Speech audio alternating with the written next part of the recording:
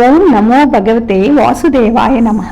ఎప్పటి నుంచో వెంకటేశ్వర స్వామికి తులసి మాల తీసుకెళ్లాలని కోరిక నాకు. ఇంట్లో తులసి చెట్లు ఉన్నాయి, బట్ పాసిబుల్ అవ్వలేదు ఈ మధ్యకాలంలో. ఈరోజు కార్తీక పూర్ణిమ కదా, సో స్వామివారే నాకు ఇలా 2 తులసి మాలలు ఇచ్చారనమాట. పూజారి గారు వచ్చి కొంగు చాపు అన్నారు, ఇట్లా తులసి మాలలు ఇచ్చారు.